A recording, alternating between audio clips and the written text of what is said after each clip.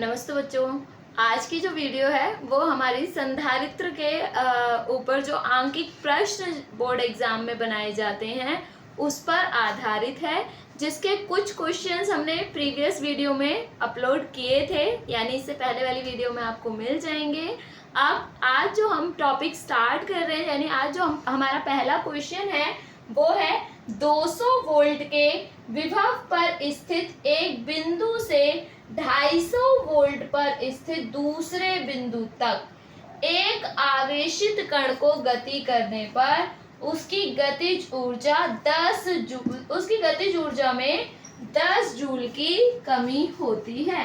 ठीक है, तो हमने क्या किया, एक आवेशित कण को लिया और हमने कहा कि वो आवेशित कण 200 वोल्ट के विभव से कहाँ पहुंचा, 250 वोल्ट के विभव तक पहुंचा।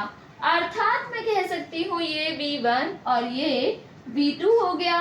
और इस अवस्था में हम कह रहे हैं कि जब वो आवेशित कण यहाँ से यहाँ तक गया तो उस अवस्था में उसकी जो गतिज ऊर्जा में कमी आई वो हुई हमारी 10 जूल की कमी हुई, या डेल्टा के मैंने लिख लिया है यहाँ पर। गतिज ऊर्जा में चेंज, परिवर्तन यानी कमी से रिलेट किया है। उस कण का आवेश हमें निकालना है कि आवेश क्यों क्या होगा। सबसे पहले यदि मैं बात करूं तो हमारे पास V1 दिया हुआ है, V2 दिया हुआ है। तो यहाँ पर सबसे पहले हम देख लेते हैं हमें दिया क्या क्या है प्रश्न ने। तो दिया है V1 is equal to 200 volt, V2 is equal to 250 volt. और अगर मैं यहाँ से डेल्टा V निकालना चाहूँ तो मैं निकाल सकती हूँ V2 माइनस V1 के माध्यम से। V2 हमारा 250 है, V1 200 है, तो ये हमारा कितना आ जाएगा, डेल्टा V हमारा आ जाएगा 50 वोल्ट। ठीक, तो ये हमारा हमने डिफरेंस निकाल लिया वोल्ट में। अब यहाँ पर गतिज ऊर्जा में कमी हमें दी हुई है।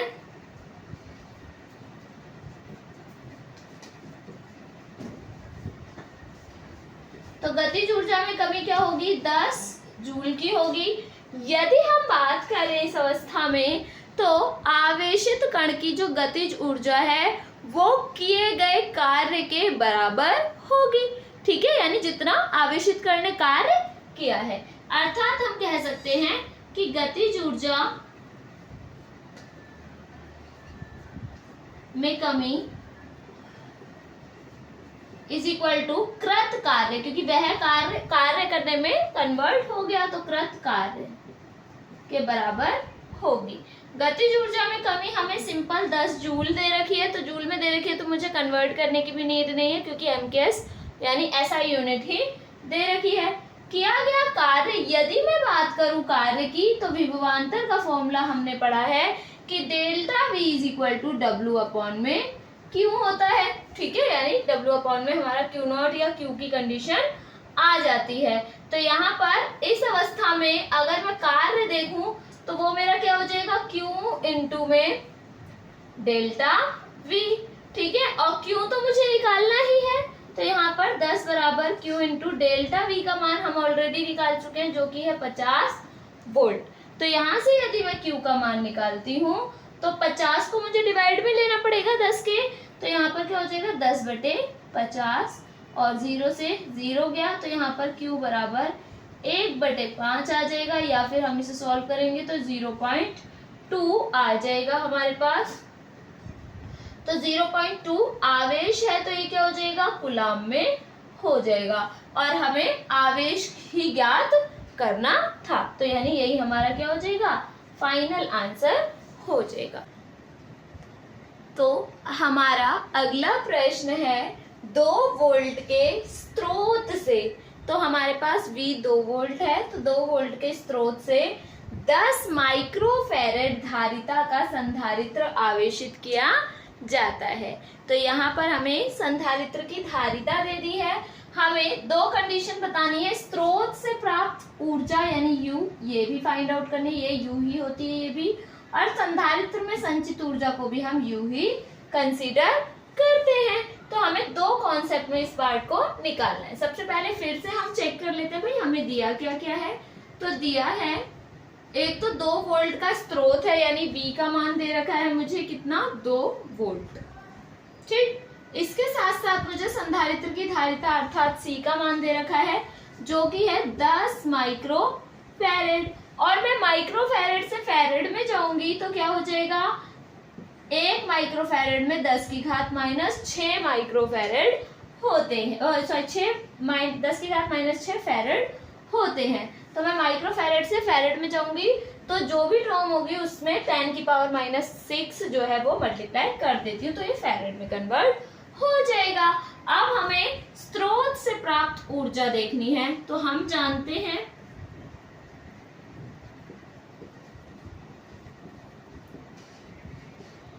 Q बराबर होता है CV, होता है ये, ठीक है। और यदि हम इस अवस्था में देखें तो स्रोत से प्राप्त ऊर्जा जो होगी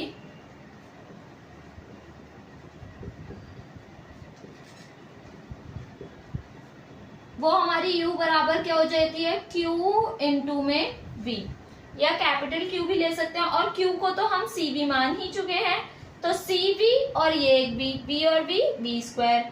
तो U का मान इस अवस्था में क्या आ जाएगा, C का मान हमारा कितना दे रखा है, 10 गुणा 10 की घात माइनस 6, और V का स्क्वायर, V हमें 2 दे रखा है, तो 2 का स्क्वायर क्या हो जाएगा इस तरीके से, 2 दूनी 4 और यहाँ पर हो जाएगा ये गुणा 10 की घात 1 है माइनस 6, और 1 क्या हो जाएगा मेरे पास -5, तो 4 गुणा 10 की घात -5 जूल हो जाएगा, ऊर्जा है तो, ठीक है। एक तो ये हमारा स्रोत से प्राप्त ऊर्जा आ जाएगी। फिर सेकंड हमने डेरिवेशन सॉल्व ही कर रखी है, ठीक है। अगर आप लाइव में देखेंगे तो संधारित्र में संचित ऊर्जा, संधारित्र में संचित ऊर्जा, संचित ऊर्जा संधारित्र की क्या होती है, U बराबर हाफ CV स्क्वायर, ठीक है। तो हाफ CV स्क्वायर, आप चाहें तो यहाँ पर क्या कर सकते हैं, C का मान जैसा कि दे रखा है, V का मान दे रखा है, पुट करके निकाल सकते हैं, या फिर आप ध्यान देंगे तो CV स्क्वायर तो हम ऑलरेडी निकाल चुके हैं, यहाँ पे केवल इसका क्या करना है, आधा कर देना है। तो U बराबर क्या हो जाएगा, हाफ इंटू CV का स्क्वायर क्या था, 4 गुणा 10 की घात माइनस 5 जूल, 2 दूनी 4, तो U का मान क्या आ जाएगा, संधारित्र में के बीच संचित ऊर्जा 2 गुणा 10 की घात माइनस 5 जूल होगा, ठीक है। इस तरीके से हम दोनों पार्ट को सॉल्व कर सकते हैं। इसके बाद हमारा अगला क्वेश्चन है, दिए गए संधारित्रों के समायोजन की तुल्य धारिता तथा कुल संचित ऊर्जा ज्ञात कीजिए। इस प्रकार के प्रश्न में हमें संलग्न एक चित्र मिलेगा और इसी में ही सभी वैल्यू दी गई होंगी। बाकी हमें जो भी चीजें निकालनी होंगी उनके विषय में हमें प्रश्न स्वयं बताएगा, ठीक है। और एक चीज और है, बोर्ड एग्जाम्स में बहुत ही रेयर केस है कि मोर कैलकुलेटिव क्वेश्चंस जो है वो देखने को मिले, अदरवाइज सिंपल क्वेश्चन ही या सिंपल कैलकुलेशन वाले ही क्वेश्चंस देखने को मिलते हैं, जो बहुत ज्यादा टाइम टेकन ना हो, बट एक अच्छा लॉजिक उसमें होना चाहिए। तो यहाँ पर हम इस प्रश्न को अगर देखें तो हमारे पास संधारित्र है, 3 संधारित्र हैं, आप देख सकते हैं, 3 माइक्रोफैरड, 4 माइक्रोफैरड और 5 माइक्रोफैरड, और इनको संयोजित किया गया है। यदि हम ध्यान से देखें तो देखिए संधि आ गई, यहाँ पर भी, यहाँ पर भी, यहाँ पर भी और यहाँ पर भी, अर्थात ये तीनों संधारित्र क्या होंगे, समांतर क्रम में जुड़े होंगे। देखिए श्रेणी क्रम में रहे एक सीध की वजह से, परंतु ये जो 2 पार्ट्स हमने बनाए हैं या जो 2 पार्ट्स हमें मिले हुए हैं प्रश्न के माध्यम से, उसने इन तीनों को समांतर क्रम में जोड़ दिया है। तो सबसे पहले हम लिखेंगे कि 3 माइक्रोफैरेड, 4 माइक्रोफैरेड तथा 5 माइक्रोफैरेड संधारित्र एक दूसरे से समांतर क्रम में जुड़े हुए हैं, समांतर क्रम में जुड़े हैं।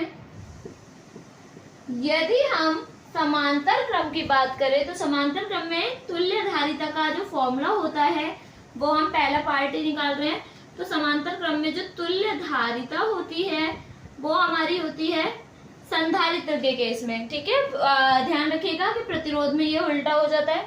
तो संधारित्र के केस में C बराबर C1 C2 प्लस C3 हो जाएगा। तो यहाँ पर C बराबर C1 का मान क्या है, एक तरह से 3 माइक्रोफैरेड, C2 4 माइक्रोफैरेड और C3 5 माइक्रोफैरेड है, ठीक है। तो 4 3 7 7 और 5 12, तो C का मान क्या आ गया 12 माइक्रोफैरेड। अगर मैं इसे फैरेड में कन्वर्ट करती हूँ तो अभी हमने इससे पिछले वाले क्वेश्चन में किया था 10 की घात -6 हम मल्टीप्लाई कर देंगे तो ये किस में कन्वर्ट हो गया, फैरेड में। तो एक तो ये आंसर आ गया इसका तुल्य धारिता का, ये भी कह सकते हैं ये भी कह सकते हैं, तुल्य धारिता आ गई। सेकंड कुल संचित ऊर्जा है, तो यहाँ हम लिखेंगे कि संधारित्र में कुल संचित ऊर्जा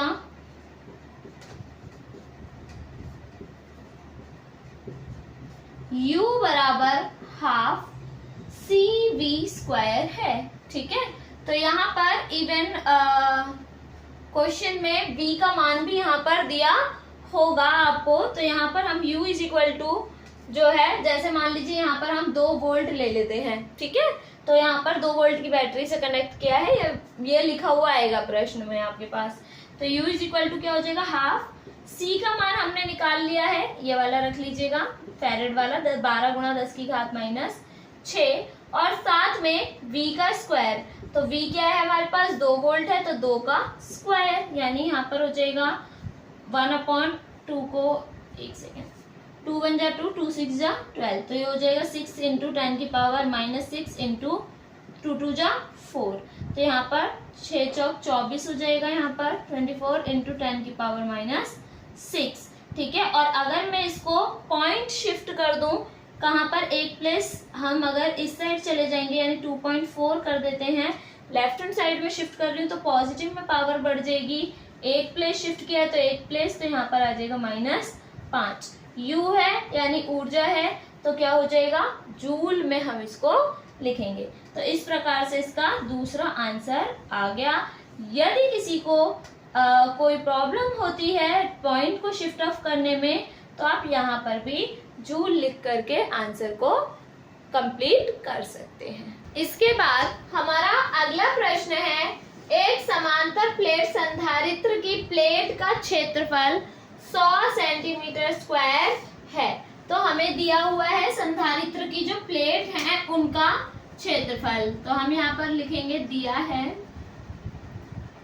क्या क्या चीजें। एक तो हमें संधारित्र की प्लेट का क्षेत्रफल यानी A दे रखा है, जो कि क्या है 100 सेंटीमीटर स्क्वायर। मैं सेंटीमीटर से मीटर में जाती हूँ तो 10 की घात -2 होता है, लेकिन यहाँ हमें सेंटीमीटर स्क्वायर में जाना है, सेंटीमीटर स्क्वायर से मीटर स्क्वायर में जाना है। तो 10 की घात -2 का स्क्वायर हो जाएगा, जैसे सेंटीमीटर का स्क्वायर है तो ये हो जाएगा 10 की घात -4 मीटर स्क्वायर। ये आ गया हमारे पास क्षेत्रफल। आगे हमें कहा गया है दोनों प्लेटों के बीच विद्युत क्षेत्र की तीव्रता अर्थात E बराबर 100 न्यूटन प्रति कूलम है। तो हमें प्लेट पर आवेश का मान ज्ञात करना है। तो सबसे पहले हम जानते हैं समांतर प्लेट संधारित्र की धारिता। समांतर प्लेट संधारित्र की धारिता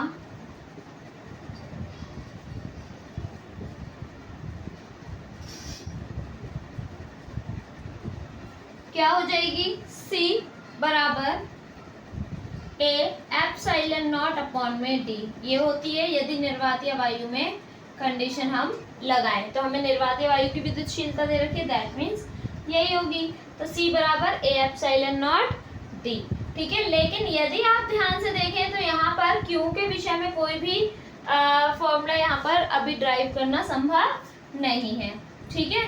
तो हम जानते हैं एक चीज जो इसका रिलेशन है, Q बराबर होता है CV यहाँ से यदि हम क्या निकाल लें, c निकाल लें, तो ये हो जाएगा मेरे पास q अपॉन में v।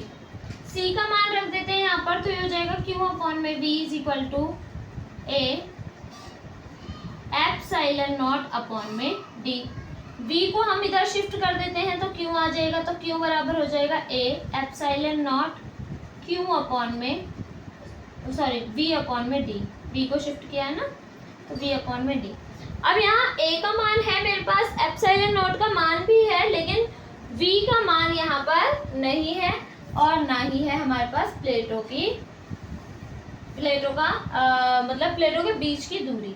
तो यहाँ पर फिर से हम एक रिलेशन पर आएंगे। हम जानते हैं विद्युत क्षेत्र की तीव्रता और विभवांतर में संबंध से, ठीक है। तो यहाँ पर हम जानते हैं E बराबर क्या होता है, V अपॉन में D होता है। तो V अपॉन में D को हम क्या लिख सकते हैं, E, ठीक है, यानी विद्युत क्षेत्र की तीव्रता। यह मान समीकरण 1 में रखने पर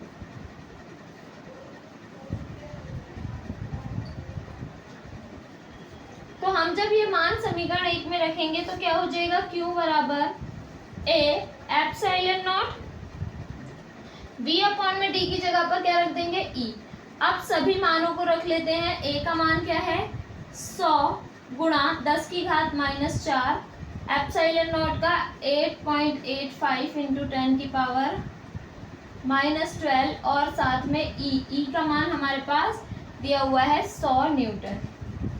ठीक, अगर मैं इसको सही प्रकार से अगर लिखती हूँ तो क्या हो जाएगा, इसको मैं 10 की घात 2, 10 की घात -4, 8.85 गुणा 10 की घात -12 और 10 की घात 2 ऐसे लिख सकती हूँ, ठीक है।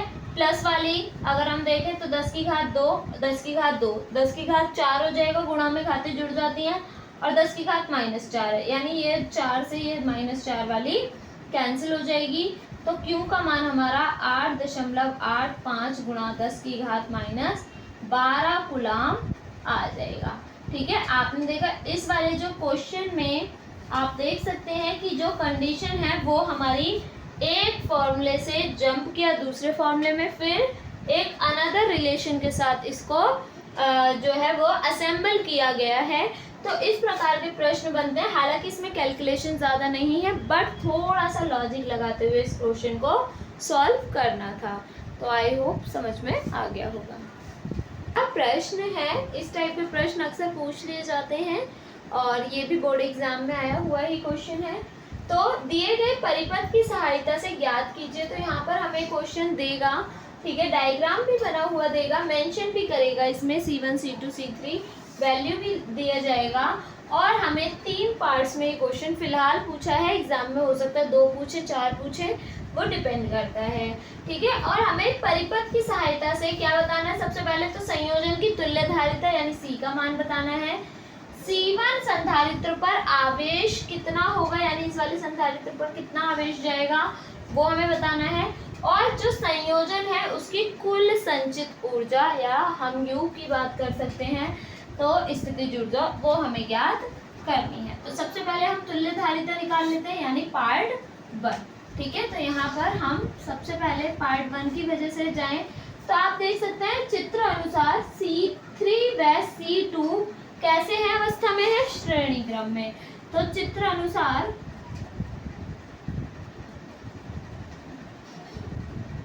C1 व C2 व C3 C2 व C3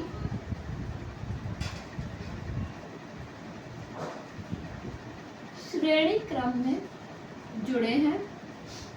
तो जब ये श्रेणी क्रम में जुड़े हैं तो इसका मतलब फॉर्मूला क्या होगा, 1/c होता है श्रेणी क्रम का। तो यहाँ पर मैं फाइनल आंसर अभी नहीं निकाल रही तुल्यधारिता का, तो मैं C डैश ले लेती हूँ। क्या हो जाएगा, 1/c2 प्लस 1/c3। 1/c2 की वैल्यू क्या है हमारे पास 20 और C3 की भी 20 है, तो 1/20 1/20। यदि मैं इनको सॉल्व करूं आगे तो ये आ जाएगा एलसीएम 20 आ जाएगा, 1 + 1 2, तो ये हो जाएगा मेरे पास 1/10। और मैं सी डैश अगर निकालूं तो ये 10 ऊपर चला जाएगा, यानी 10 माइक्रो फेरेड आ जाएगा। ठीक है, अब यहाँ पर ये जो हमारे पास वैल्यू आई है, ये इन दोनों का सोल्यूशन आई है, तो इन दोनों का सोल्यूशन बन गया सी डैश। अब आप देख सकते हैं सी डैश और सी वन ये दोनों क्या है, समांतर क्रम में है, तो हम क्या कहेंगे, सी डैश व सी वन को समांतर क्रम में जोड़ने पर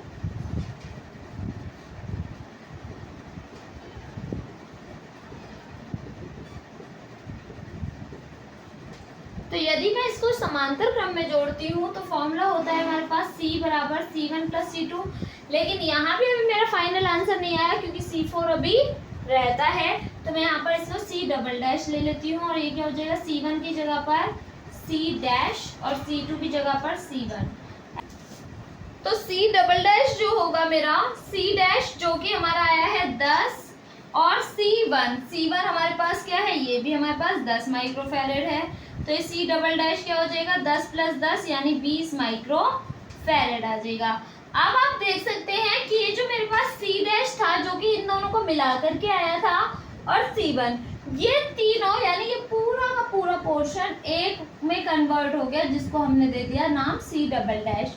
अब आप देख सकते हैं कि बैटरी के यहाँ पर 2 टर्मिनल्स हैं और अगर मैं इस वाले भाग को देखूं तो पूरा एक कवर हुआ और इसके साथ साथ यहाँ पर ये भी तो इसी का ही पार्ट है, तब जाके संधि आ रही है, तो इसका मतलब अब हमारे पास जो C डबल डैश है और साथ में जो C4 है तो इन्हें हम किस में जोड़ देंगे, श्रेणी क्रम में जोड़ देंगे। तो C डबल डैश व C4 को श्रेणी क्रम में जोड़ने पर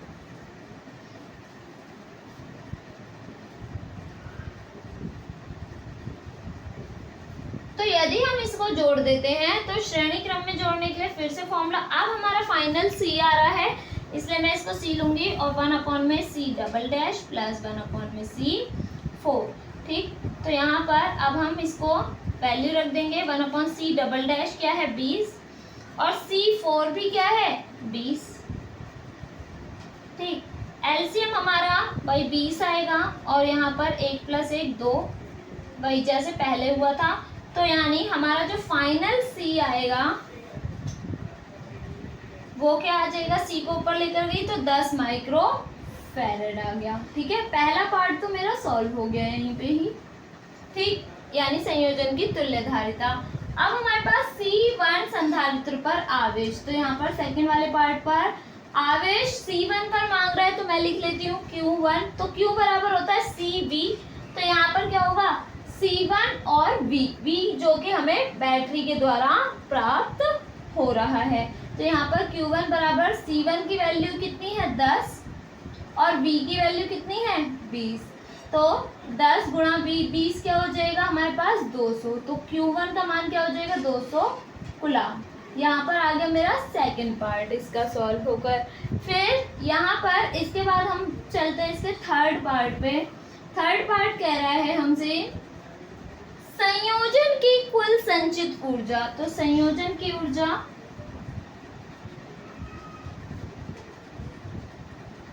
कुल संचित ऊर्जा,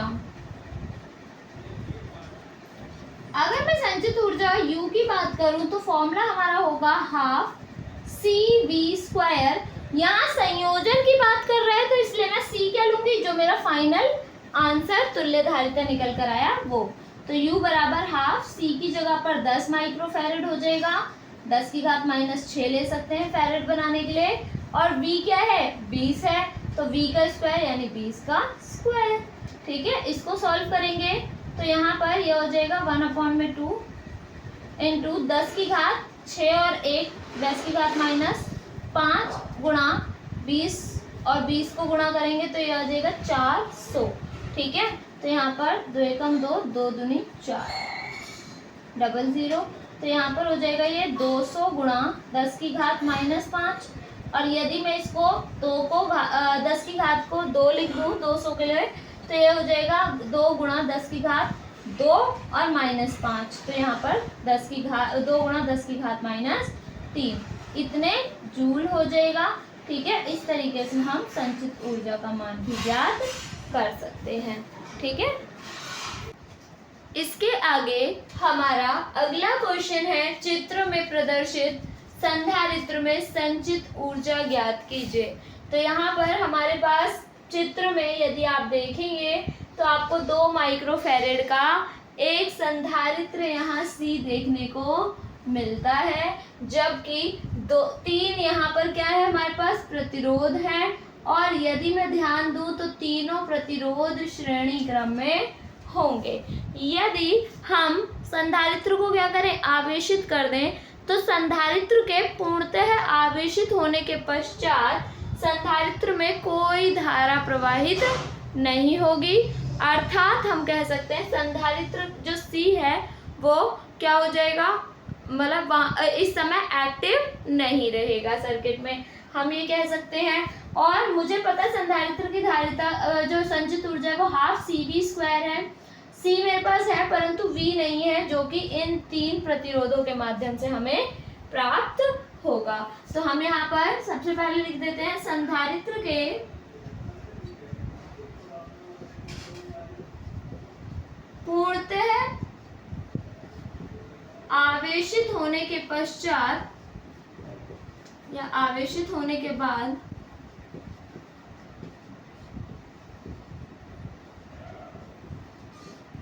इसमें कोई धारा प्रवाहित नहीं होगी, अर्थात हम ये कह सकते हैं कि संधारित्र 2 माइक्रोफैरेड परिपथ में कार्य नहीं करेगा, इस अवस्था में नहीं कर रहा, ठीक है, परिपथ में कार्य नहीं करेगा। अब हम यहाँ पर लिखेंगे 2 ओम, 3 ओम तथा 5 ओम प्रतिरोध श्रेणी क्रम में जुड़े हैं।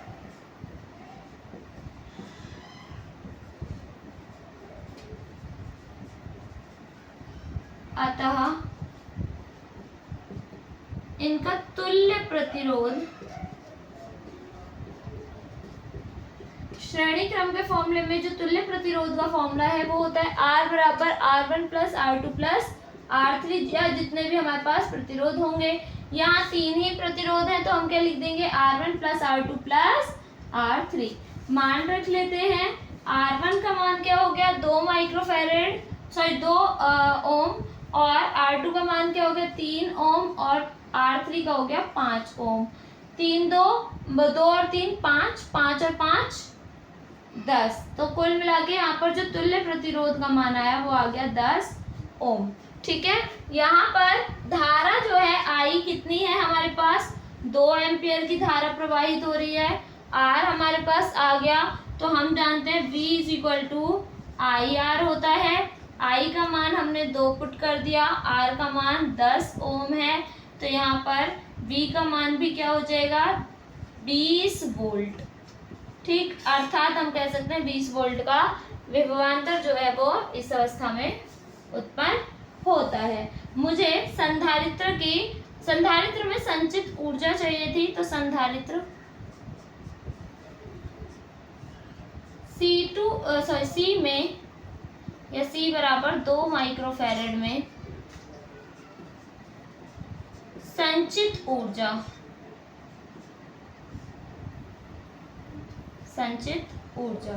अभी हमने डिस्कस किया कि संचित ऊर्जा जो है वो क्या हो जाती है U is equal to half CV²। तो यहाँ पर वैल्यू रख लेते हैं। हाफ C का मान क्या हो जाएगा 2 माइक्रोफैरेड है, तो 2 गुणा 10 की घात -6 हमने फैरेड में कन्वर्ट कर लिया। ठीक है, V का स्क्वायर है, V हमने अभी निकाला था 20 वोल्ट था, तो 20 वोल्ट का स्क्वायर मतलब 20 गुणा 20 कह सकते हैं। 2 से 2 कैंसिल, यहाँ पर हम इसको 20 गुणा 20 क्या हो जाएंगे 400 गुणा 10 की घात -6। 400 को मैं 4 गुणा 10 की घात 2 लिख सकती हूँ, क्योंकि 100 को हम 10 की घात 2 लिख सकते हैं। 10 की घात -6 प्लस माइनस घातों में गुणा में घातें क्या हो जाती है जुड़ जाती हैं, तो 4 गुणा हमारा -6 और +2, plus minus minus, sign minus का आएगा, तो ये क्या हो जाएगा, 6 में से 2 गया 4, तो U बराबर 4 गुणा 10 की घात -4 जूल हमारा इस प्रश्न का उत्तर जो है वो आ जाएगा। अगला प्रश्न है, एक समांतर प्लेट संधारित्र की प्लेट का व्यास। तो एक समांतर प्लेट संधारित्र है हमारे पास, जिसकी प्लेट का व्यास यानी प्लेट के अनुप्रस्थ काट का क्षेत्रफल होता है ना, तो उसके लिए हम आर का यूज करते हैं। तो यहाँ पर व्यास दे रखा है सिंपल कि प्लेट का जो व्यास है वो कितना है हमारा 6 सेंटीमीटर है। तो मैं यहाँ पर डी ले लेती हूँ, बल्कि मैं प्लेटों के बीच की दूरी को भी डी ही लूंगी, इसीलिए मैं इसको कैपिटल डी से रिप्रेजेंट कर देती हूँ। तो यहाँ पर कैपिटल डी मुझे क्या दे रखा है 6 सेंटीमीटर। मैं चाहूँ तो स्मॉल आर की फॉर्म में इसका रेडियस ले सकती हूँ, 6/2 हो जाएगा। तो 6/2, 2 तिया 6 यानी 3 सेंटीमीटर। और जब मैं इसे सेंटीमीटर से कन्वर्ट करूंगी मीटर में, तो 3 गुणा 10 की घात 2 मीटर हो जाएगा। तो यानी आर का मान मेरा ये आ गया। आगे हमसे कहा जा रहा है उसमें परावैद्युतांक के रूप में वायु भरी है। ठीक है, के का मान यानी 1 दे रखा है, परावैद्युतांक के रूप में क्या है वायु है, तो वायु और निर्वात के लिए के का मान 1 हो जाता है। यदि इस संधारित्र की धारिता 200 मीटर व्यास वाले गोले के समान हो, तो अब हमें गोले का व्यास लेना है, यानी गोले का व्यास दे रखा है। तो गोले का व्यास हम यहाँ पर क्या लेते हैं 200 सेंटीमीटर है। तो गोले की त्रिज्या ले रही हूँ, तो यहाँ त्रिज्या मैं कैपिटल आर ले लेती हूँ, क्योंकि ऊपर मैं स्मॉल आर ले चुकी हूँ प्लेटों के बीच की। तो यहाँ पर क्या हो जाएगा 200 का आधा त्रिज्या के लिए, तो ये आ जाएगा 100 सेंटीमीटर। मैं इसे मीटर में कन्वर्ट करूंगी तो क्या आ जाएगा 1 मीटर। 100 सेंटीमीटर में 1 मीटर होते हैं। तो ये हमारा इस तरीके से आ गया। आगे हमें बोला गया है कि ये इन दोनों की धारिता समान है, अर्थात हम कह सकते हैं समांतर प्लेट संधारित्र और जो हमारे गोले की यदि हमारे कोई गोलीय संधारित्र है तो इनकी जो धारिताएं हैं वो समान है। यहाँ पर C1 या इसको हम कह सकते हैं C2, तो ये दोनों क्या होंगी एक बराबर होंगी। तो इनके प्लेटों के मध्य मतलब समांतर प्लेट संधारित्र के प्लेटों के मध्य दूरी ज्ञात करनी है। तो यहाँ पर हम सर्वप्रथम कह सकते हैं कि समांतर प्लेट संधारित्र की धारिता जो हमें प्रश्न ने दी है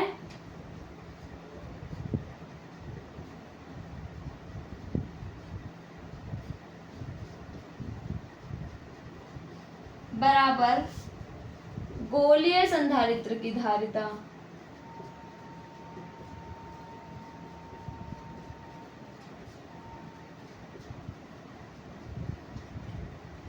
ठीक, समांतर प्लेट संधारित्र की धारिता दोनों बराबर हो गई, तो ये C1 बराबर C2 हो गया। समांतर प्लेट संधारित्र की धारिता अगर बात की जाए तो A epsilon not K upon में D, तो यहाँ पर K के रूप में तो बनी है, तो A एप्सिलॉन नॉट अपॉन में D आ जाएगा। और यहाँ पर हमारा गोलीय संधारित्र की धारिता, तो गिलगित गोलीय चालक की धारिता निकाली थी ना 4 पाई एप्सिलॉन नॉट और R, यानी A लिया था मैंने वहाँ पर, तो यहाँ पर हम ये वाला फॉर्मूला लगाएंगे 4 पाई एप्सिलॉन नॉट और कैपिटल R मैंने इसके लिए ले लिया। ठीक है, यहाँ एप्सिलॉन नॉट से एप्सिलॉन नॉट कैंसिल हो गया। A हमारा कैसा है समांतर प्लेट संधारित्र की धारिता है, तो इसके A क्या है अनुप्रस्थ काट का क्षेत्रफल। अगर मैं प्लेटों के अनुप्रस्थ काट का क्षेत्रफल देखूँ तो ये वृत्ताकार होता है, तो हो जाएगा पाई R² अपॉन में D बराबर 4 पाई कैपिटल R। पाई से अगेन एक और पाई कट गया, यहाँ से मुझे D निकालना है, मैं D को इधर ले जाऊँ 4R इधर आ जाएगा, तो R² अपॉन में 4 कैपिटल R बराबर D आ जाएगा। ठीक है, यदि मेरे को D निकालना हो तो मैं क्या निकाल लूँगी D बराबर R का स्क्वायर, स्मॉल r क्या है ये रहा 3 गुणा 10 की घात -2 का स्क्वायर, तो R² अपॉन में 4 इंटू में कैपिटल R की वैल्यू क्या है 1 है मीटर में, तो हम इसे 1 ले लेंगे। यहाँ पर 3 का स्क्वायर करेंगे तो 3 तिया 9 गुणा 10 की घात -2 का स्क्वायर हो जाएगा तो 10 की घात -4 हो जाएगा और डिवाइडेड बाय 4 1 जा 4। तो इन शॉर्ट हमारा डी का मान जो है वो इस तरीके से आ गया। अब यदि मैं चाहूँ तो 4 और 9 को क्या कर लूँ, भाग करके देख सकते हैं। तो 4 एकम 4, सॉरी 4 दूनी 8, तो यहाँ पर 1 बचेगा, पॉइंट लगा लेते हैं, 1 0 बढ़ गया, 4 दूनी फिर अगेन 8 और यहाँ पर अब 2 बचा तो पॉइंट लगा हुआ, 1 0 बढ़ गया, 4 पंजे 20। दैट मीन्स जो डी का मान है वो क्या आ गया, 2.25 गुणा 10 की घात -4। ठीक है, ये मीटर में आया है क्योंकि दूरी निकाल रहे थे प्लेटों के बीच की।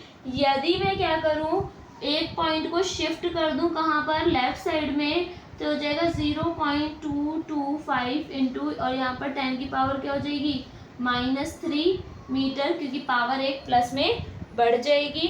तो -4 + 1 तो -3 आ जाएगा। और यदि मैं चाहूँ तो डी का मान 0.225 मीटर, और ये 10 की पावर -3 है तो मिली से कन्वर्ट कर लेते हैं, यहाँ पर ये हो जाएगा मिलीमीटर। तो ये सभी आपके आंसर हो सकते हैं, ये वाला भी, ये वाला भी और ये वाला भी। ठीक है, तो आपको जिस भी पोजीशन पे जाके इसको कंप्लीट करना है वहाँ पर कर सकते हैं। इसके बाद हमारा अगला प्रश्न है, एक समांतर प्लेट वायु संधारित्र की धारिता, अर्थात हम कह सकते हैं संधारित्र की प्लेटों के मध्य वायु जो है वो स्थित है। तो संधारित्र की धारिता हमें दे रखी है, तो कौन सी वाली दे रखी है, समांतर प्लेट संधारित्र की धारिता।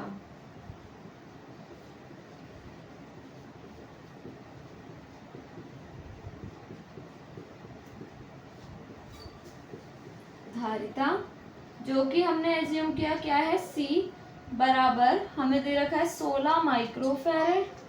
आप चाहें तो फैरेड में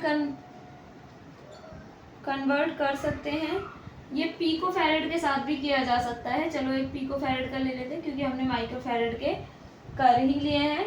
अगर बाई चांस ये पिकोफैरेड की फॉर्म में आता तो क्या होता है, 10 की घात -12 फैरेड। अक्सर जो हमारे संधारित्र हैं वो या तो पिकोफैरेड की फॉर्म में आएंगे या फिर माइक्रो। तो माइक्रो की तो मैंने करवा ही दिए हैं, आपको एक पिको का भी ले लेते हैं। यदि प्लेटों के बीच की दूरी घटाकर, तो प्लेटों के बीच की दूरी जो कि होती है d, हम एज्यूम कर रहे हैं पहली कंडीशन में d का मान हमारा d ही रहेगा। तो यानी समांतर प्लेट संधारित्र की जो धारिता का सूत्र है वो क्या हो जाएगा, C बराबर A एप्सिलॉन नॉट K होता है, लेकिन K यहाँ पर वायु दे रखा है इसलिए 1 हो जाएगा अपॉन में d। तो ये तो बन गई मेरी इक्वेशन 1। ठीक है, यदि हम क्या कर दें, ठीक है, तो स्थिति 2 में यानी स्थिति 2 हम क्या कर रहे हैं,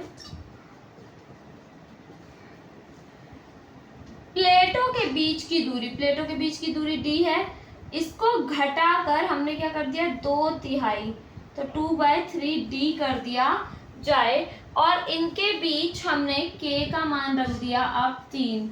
ठीक है, 3 परावैद्युतांक का पदार्थ भर दिया जाए तब संधारित्र की धारिता क्या होगी। ठीक है, तो माना नई स्थिति में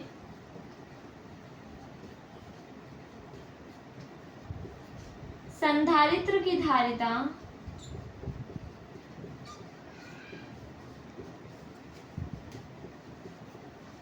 हम यहाँ पर C' ले लेते हैं। नई स्थिति में संधारित्र की धारिता क्या है, C' हो, तो अब क्या होगी नई स्थिति में, C' बराबर A एप्सिलॉन नॉट K, क्योंकि K भी है अब, अपॉन में D। ये वाला फॉर्मूला लग जाएगा। वैल्यू रख लेते हैं जो हमने यहाँ पर कंडीशन के अकॉर्डिंग रखी है। तो A एप्सिलॉन नॉट K की जगह पर क्या आ जाएगा, 3, और D की जगह पर क्या आ जाएगा हमारे पास, 2/3 और D। ये 3 जो है वो ऊपर चला जाएगा, 4 टर्म में है, तो यहाँ पर C' क्या हो जाएगा, A एप्सिलॉन नॉट तो साथ में है ही, D को मैं इन्हीं के साथ लिख देती हूँ, और यहाँ पर 3 × 3 डिवाइडेड बाय 2 बचेगा। ठीक है, इस तरीके से ले लिया कि इनको तो एक कॉम्बिनेशन बना दिया और इस 3 को ऊपर लेकर गए और 2 डिवाइड में रह गया। ठीक है, तो इस तरीके से हमने इसको बना लिया कॉम्बिनेशन इसका। तो यहाँ पर जो सी डैश होगा वो क्या हो जाएगा, 3 3 जा 9 divided by 2 A epsilon not upon में डी। ये हमारा बन गया। मैं इसे इसलिए चेंज नहीं कर रही क्योंकि ए एप्सिलॉन नॉट अपॉन में डी मुझे पता है किसके बराबर है, सी के बराबर। तो सी डैश बराबर क्या हो जाएगा, ये 9/2 इंटू में ये सी के बराबर। सी का मान ये रहा, इसको पुट कर सकते हैं हम। तो यहाँ पर सी डैश क्या हो जाएगा 9/2 और यहाँ पर सी का मान 16 गुणा 10 की घात -12 हो जाएगा। और अगर मैं इसको कैंसिल करती हूँ तो 2 8 16 और ये हो जाएगा 9 8 72। तो 72 गुणा 10 की घात -12 और संधारित्र की धारिता है तो क्या होगा, ये फैरेड में होगी। और यदि मैं यहाँ से 10 की घात -12 हटा दूँ, केवल 72 लिखूँ, तो ये हो जाएगी मेरी पीको फैरेड में। ठीक, तो सी डैश हमारा 72 पीको फैरेड भी हो सकता है और आप चाहें तो 72 गुणा 10 की घात -12 फैरेड भी लिख सकते हैं। इस तरीके से जो न्यूमेरिकल की जो कॉन्सेप्ट है वो लगभग हमारा संधारित्र का जो पार्ट है वो कंप्लीट हो गया है। यदि हम प्रीवियस ईयर क्वेश्चन पेपर्स के हिसाब से देखें तो भी हमने काफ़ी सारी चीज़ें अप्रॉक्सीमेट कवर कर ली हैं। और यदि बीच में अगर हमें लगा कोई प्रीवियस ईयर के एग्ज़ाम पेपर तो वो हम तब सॉल्व करवा देंगे। आई होप आप सभी को समझ में आया होगा और इसी तरीके से आप अपनी प्रैक्टिस करते रहिए। फिर मिलते हैं नेक्स्ट वीडियो में जो कि होगी हमारी विद्युत धारा पर न्यूमेरिकल्स। ठीक है, तो जो कि अगला इससे अगला पार्ट है। तब तक के लिए बाय।